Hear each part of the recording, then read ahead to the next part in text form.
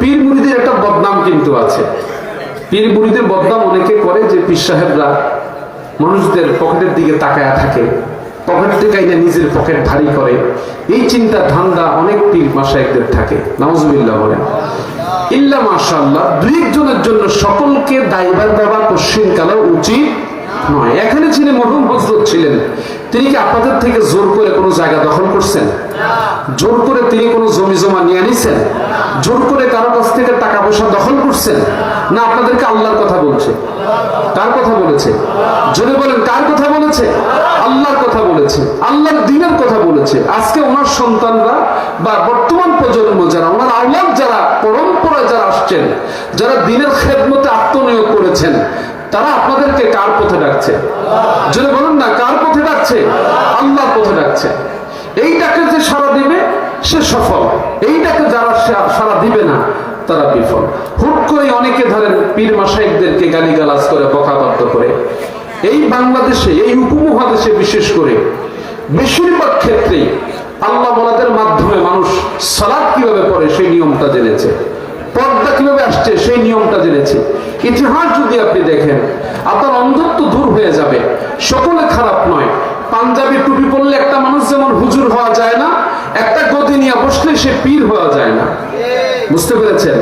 পাঞ্জাবি টুপি পরলে যেমন একটা মানুষ হুজুর হতে পারে না, ঠিক একটা মানুষ এমন করে গদি নিয়ে বসলে সে পীর হওয়া যায় না, পীর হয়ে যায় না।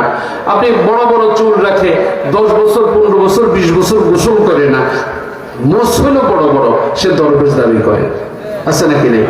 আমাদের মতলবে দেখবেন একজন ল্যাংটা ফকির আছে, আপনার নাকি জান কিনা আমি জানি না, ল্যাংটা ফকির আছে। আচ্ছা বলেন তো, যে ল্যাংটা তার আবার আল্লাহ বলি সে কিভাবে হয়? সেখানে গেলে মানুষ খায় মদ গাঁজা, খারাপিতে মানুষ লিপ্ত থাকে, নারী পুরুষের অবাধ মেলামেশা হয়, ঠিক কিনা বলেন? তাহলে এই সমস্ত কাজ কি এই জাতীয় দরবারগুলোতে আছে? নাই, নাই। এই জাতীয় প্রতিষ্ঠানগুলোতে এগুলো নাই। এই প্রতিষ্ঠানের আল্লাহ ওয়ালারা মানুষদেরকে আল্লাহর পথে ডেকেছে, এখনো ডাকছে। আমি আলহামদুলিল্লাহ মুরব্বীদের যতটুকু শুনলাম যে সিগারেট টানতেছে, তাকে বুঝে বলছে আজকে থেকে আর খাবে না, পান করবে না, সে ছেড়ে দিয়েছে। এরকম হয় না? হয়েছে না? দাড়ি নাই, বলেছে যে বাবা দাড়িটা রেখে দাও, দাড়ি নবীর সুন্নাত। মান আহাব্বা সুন্নতি ফাকাদ আহাব্বানি ওয়া মান আহাব্বানি কানা মাইয়া ফিল জান্নাহ।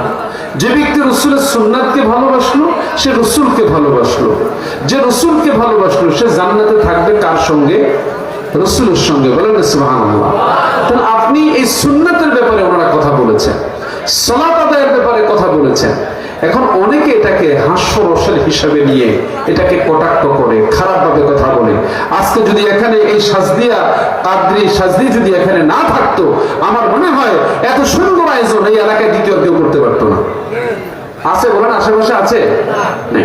এত সুন্দর আয়োজন নাই, এত ওলামায়ে কেরামের সমাবেশ এখানে নাই। তাহলে একমাত্র আল্লাহ ওয়ালাদের মাধ্যমেই এই জমিনে দ্বীন প্রতিষ্ঠা করা সম্ভব, ঠিক কিনা বলুন? আল্লাহ ওয়ালাদের পথে আসতে হবে, আল্লাহ ওয়ালাদের কাছে আসতে হবে, আল্লাহ ওয়ালাদের কাছে বসতে হবে।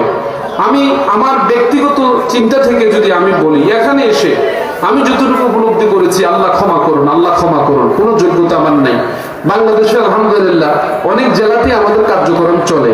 আল্লাহ তো খানকা আছে, মাদ্রাসা আছে, ভক্ত মুরিদান আছে, আলহামদুলিল্লাহ আমরা বিভিন্ন জায়গায় যাই। তো আমি ওই যে বায়াতের যে কথাটা বললাম, যখন দেখলাম যে কিছু লোক আসার পরে মানুষগুলো খারাপ পথে চলে যাচ্ছে, আমাদের বর্তমান বিশ্ব হুজুর বায়াত দেয় কিনা আমি জানি না, ভাইজানটা বলবো বায়াত করেন? আলহামদুলিল্লাহ আমি দেখেছি যে ধরেন আমার কাছে আসছে, বায়াত করাইলাম না, উনি যে কোনো একটা ভণ্ড দরবারে যায় হাজির হয়ে যায়। আমার দরবারের মুবাল্লিগ পরিষদ যারা, মুবাল্লিগ পরিষদ, ইমাম ওলামা পরিষদ, মুবাল্লিগ পরিষদের যে দায়িত্বশীলরা, ওনারা এসে আমাকে এটা বাদ সাধত যে হুজুর যদি আপনি এভাবে বায়াত না দেন, বায়াত না করেন, এই মানুষগুলো তো খারাপ পথে চলে যাচ্ছে। আল্লাহর কাছে যে এত তারা হাসরের ময়দানে নালিশ করবে, নালিশ করবে আল্লাহর কাছে যে আল্লাহ গিয়েছিলাম তো তোমার বান্দার কাছে, তোমার বান্দা তো আমাদেরকে ছেড়ে দিয়েছে, ছেড়ে দিয়েছে। আপনি ইঞ্জিনের সাথে, ট্রেনের ইঞ্জিনের সাথে যদি বগিগুলো লেগে না থাকে, সেন্স সিস্টেম না থাকে, ওই বগিটা তো দূরে চলে যায়, অ্যাক্সিডেন্ট করে, ইঞ্জিন তার গতিতে সে চলতে থাকে। একজন আমির যদি আপনার থাকে, একজন নেতা যদি আপনি থাকে, নেতার আনুগত্য যদি আপনি করেন, একজন আল্লাহর আনুগত্য যদি আপনি করেন, তাহলে আপনি অন্যায় পথে যেতে অন্তত আপনার 3 বার চিন্তা করতে হবে। কথা বুঝতে পেরেছেন? এজন্য যারা এখনো বায়াত নেন নাই, তারা বায়াত নিয়ে নেবেন, তারা বায়াত নিয়ে নেবেন, বায়াত নেবেন আপনার আত্মশুদ্ধিতার জন্য, নিজেকে সংশোধন করার জন্য, নিজেকে পরিচ্ছন্ন করার জন্য, নিজেকে পরিপাটি করার জন্য। এই রাহবার যদি এখানে না থাকতো, ধরেন আজকে এখানে ঢোল বাদ্য বাজনার আসর তো বসতে পারতো, হইতো না? আলহামদুলিল্লাহ, আমার বাড়ির পাশে যে কয়টা দোকান আছে, আপনাদের দাওয়াত থাকলো, যাবেন ইনশাল্লাহ। হুজুরদেরকে এবার স্মরণ করবো ইনশাল্লাহ, আশা রাখি দাওয়াত গ্রহণ করবেন, আল্লাহ তাআলা গ্রহণ করার তৌফিক দিক, সকলে বলি আমিন। আমার বাড়ির পাশে যে দোকানগুলো আছে, একটা দোকান আমার টিভি নেই, ইনশাল্লাহ টিভি নেই, একটা দোকানও আমার টিভি চলে না, টিভি ছাড়া দোকান। সিগারেট যারা বিক্রি করে ওনাদেরকে নিয়ে গত কয়েকদিন আগে দুই একজনের নিয়ে বসছি, নতুন করে কয়েকদিনের মধ্যে আবার বসতেছি, চেষ্টা করতেছি সিগারেট বিক্রি বন্ধ করে দেওয়ার চেষ্টা করতেছি, আল্লাহর মেহেরবানি। আমার আশেপাশে বিয়ে শাদীতে ঢোল দোল বাদ্য বাজনা বাজাইতে পারে না, আল্লাহর মেহেরবানি। এটা আমি ব্যক্তিগতভাবে করি, প্রয়োজনে প্রশাসনিক ভাবে আমি হস্তক্ষেপ করার চেষ্টা করি, আল্লাহর অশেষ মেহেরবানি। আমার আব্বা হযরত এখানে আসছেন যখন থেকে কচুয়াতে তিনি আসছেন, 1986 সনে আমাদের ওখানে বাড়ি হয়েছে, আল্লাহর অশেষ মেহেরবানি। তিনি জীবনে 14টা মামলা শিকার হয়েছেন, শুধুমাত্র অন্যের প্রতিবাদ করতে গিয়ে, খারাপ কাজের প্রতিবাদ করতে গিয়ে। এই আল্লাহওয়ালারা তো এই কাজগুলোই করে, ঠিক কিনা বলেন? আল্লাহওয়ালারা এই কাজগুলোই করে। তাহলে যারা আল্লাহওয়ালাদের সাথে থাকবেন তারা সফল, যারা থাকবেন না তারা বিফল। বুঝেন নাই? আপনি দেখেন হাত কয়টা? একটা। আঙ্গুল কয়টা? আপনার আঙ্গুল 5টা, হাত হচ্ছে একটা। এখান থেকে রক্ত এসে 5টা আঙ্গুলই তো ছড়ায়, নাকি বলেন? আঙ্গুল যদি কাটা যায়, আঙ্গুল কাটা যাওয়ার পর এখানে ব্যান্ডেজ করে আপনার খারাপ লাগে, কষ্ট লাগে, কিন্তু রক্ত সঞ্চালন যদি এখানে বন্ধ হয়ে যায়, পুরোটা কাটা হয়ে যায়, ডাক্তার পুরো আঙ্গুলটাই কেটে ফেলে দেয়। কেন ফেলে দেয়? এটার সাথে আর সংযোগ নাই, সংযোগ নাই। আপনার যদি আত্মার সাথে আত্মার সম্পর্ক তৈরি না হয়, আল্লাহওয়ালাদের সাথে যদি আপনার আত্মার সম্পর্ক আপনি তৈরি না করেন, আপনি আল্লাহওয়ালা হতে পারবেন না, নিশ্চিত থাকেন। অনেকেই বলে আল্লাহর কাছে চাইতে কোনো মাধ্যম দরকার নাই, আল্লাহর কাছে চাইতে কোনো কিছু দরকার নেই। আচ্ছা বলেন তো বাবা, বাংলা অনেকেই পড়তে পারে, বলতে পারে, কিন্তু পড়তে পারে না। বুঝলেন না আমার কথা? আমি কিন্তু শুরুর ওয়াজ করতেছি না, শুরুর ওয়াজ আল্লাহ সে তো করতে পারি না, একদম তা না। এখানে ওয়াজ করতে আসি না, আমি একবারই বাস্তবিক বলছি, এখানে নিতে আসছি, আমি এখানে দিতে আসি নাই, এখানে নিতে আসছি, আল্লাহর মেহেরবানি। তো আপনি বাংলা অনেকে বলতে পারে, কিন্তু অনেকে পড়তে পারে না, আছে নাকি নাই? বাংলা শেখার জন্য উস্তাদ লাগবে নাকি লাগবে না? নামাজ অনেকে পড়তে পারে, কিন্তু ঠিক মতো নিয়ম মতো পড়তে পারে না, তো নামাজ শিক্ষার জন্য উস্তাদের দরকার আছে নাকি নাই? অজু শব্দ শুনে অজু বলতে পারে, কিন্তু অজু অনেকে নিয়ম মতো করতে পারে না, তাহলে অজুটা শিক্ষার জন্য তার একজন উস্তাদের দরকার আছে নাকি নাই? আছে। আপনি যদি ফরজ গোসল করেন, ফরজ গোসলে কিছু অঙ্গ প্রত্যঙ্গ আছে মানুষ জানেই না যে এটা ধৌত করতে হবে, ডুব দিয়ে গোসল করে চলে আসলো, কিন্তু তার 2 উরুর মাঝখানে ধরেন তার যে পায়খানার রাস্তাটা, সেই জায়গাটাই যদি তার না ভিজে, সেখানে যদি শুকনা থাকে, ভাঁজগুলো যদি না ভিজে, এখানে কিন্তু যারা ফেকা, যারা বিশারদ, ওনাদের তথ্য আপনারা নিয়ে ওনারা কি বলে, আমি আর ফতুয়া দিচ্ছি না। ফরজ গোসলের ব্যাপারে কিছু বিশ্লেষণ আছে, কিছু আলোচনা আছে, ঠিক আছে? এগুলো যদি আপনি না জানেন, আপনার গোসল হবে না, তাহলে আপনার একজন উস্তাদের দরকার আছে নাকি নাই? আপনার নিজের ঈমান ঠিক মতো আপনি মজবুত করতে পারতেছেন না, আপনার নামাজে মন বসে না, জিকিরে মন বসে না, আপনার খারাপ পথে মন যায়, আপনার বন্ধু আপনারা ডাকে আপনি চলে যাচ্ছেন, আল্লাহ বলে তালিমে বসলে, জিকির আজকারে বসলে আপনি দেখেন আপনার মনটা অনেক ভালো হয়ে যায়, এখান থেকে বের হয়ে গেলে আবার খারাপ হয়ে যায়। অনেক সময় হয় নাকি হয় না? আপনার নিজেদের তৈরি করার জন্যই আল্লাহ আমাদের কাছে আসা দরকার, আল্লাহ আমাদের কাছে বসা দরকার। আল্লাহ আমাদের এই খাজানা যদি আপনি অন্তর থেকে নিতে পারেন, আপনি সফল হবেন। বিধায় আমি আহ্বান করবো, হুজুরের কাছে বায়াত হয়েছেন, এখানে কারাগার আছেন, আদরত দেখি এ দরবারে মুরিদ কার হাত উঠান, আলহামদুলিল্লাহ, হাত নামান।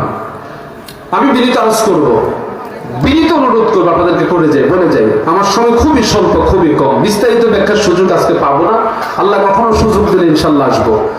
আমি বিনীত আরজ করে যাই, নিজেকে ঠিক করার জন্য, নিজেকে পরিপাটি করার জন্য, নিজেকে পরিচ্ছন্ন করার জন্য। বলেন তো আপনি যাত্রা পথে চলার জন্য ভালো গাড়ি খুঁজেন না ভাঙ্গা গাড়ি খুঁজেন? কেন ভালো গাড়ি খুঁজেন? আপনার জন্য নিরাপত্তা ভালো থাকে নাকি? এই গাড়িতে যাওয়ার একটা দোয়া কিন্তু আছে, সুবহানাল্লাযী সাখখারা লানা হাযা ওয়া মা কুন্না লাহু মুকরিনিনা ওয়া ইন্না ইলা রাব্বিনা লামুনকালিবুন। আহ্বান করবেন, অর্থ জেনে নেবেন, গুগলে সার্চ দিলে পাবেন, অর্থ জেনে নিয়েন, সংক্ষেপ করতে সময় শেষ। তো এই যে আপনি ভালো একটা গাড়ি আপনি চিন্তা করছেন, আপনার নিজের যাত্রাপথ ভালো করার জন্য। অনেক সময় ভালো গাড়িতে অ্যাক্সিডেন্ট হয়ে যায় না? করে, এটা হচ্ছে অ্যাক্সিডেন্ট, আলাদা ব্যাপার। কিন্তু আপনার জীবনটা পরিচালনা করার জন্য আপনার একজন ভালো আমির, ভালো দায়িত্বশীল যদি আপনি না নেন, ভালো গাইডলাইন যদি আপনার না থাকে, গুগল আমাদেরকে গাইড দেয়। আমি একটু আগে রুমের মধ্যে আমাদের এক মুরব্বী হুজুরকে আমি বলেছি, ভাইস প্রিন্সিপাল হুজুর, লক্ষ্মীপুর দারুল উলুম কামিল মাদ্রাসা, যে হুজুর আমি লক্ষ্মীপুরে একটা মাহফিলে রওনা করছি, আমি গুগলে সার্চ দিছি মাহফিলের জায়গাটা, যা দেখি আমার সামনে আর কোনো রাস্তা নেই, খাল।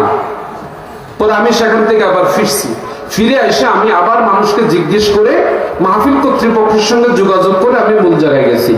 এই সমস্যা কিন্তু আমাদেরও হয়, আমরা দিকভ্রান্ত হয়ে যাই। নামাজে 1 ওয়াক্ত পড়ি, 4 ওয়াক্ত পড়ি না, 2 ওয়াক্ত পড়ি, 3 ওয়াক্ত পড়ি না, এমন হয় না আমাদের? এগুলো যদি আপনি ঠিক করতে চান, পরিপাটি করতে চান, আপনার একজন ভালো দিনদার মুত্তাকি একজন গাইডার দরকার।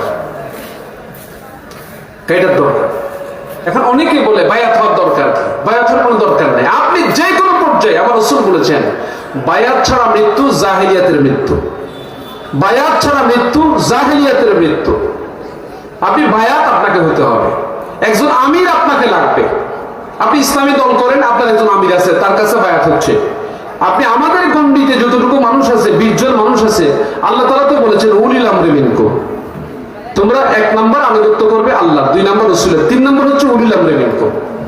এই ব্যাখ্যাগুলো আলেম ওলামারা আপনাদেরকে দিবেন। আমার বিনীত আরজ থাকবে, আজকে যারা এখানে আসছেন, যারা বসছেন এই গভীর রজনীতে, তারা হুজুরের কাছে যখনই সুযোগ হয় বায়াত গ্রহণ করবেন।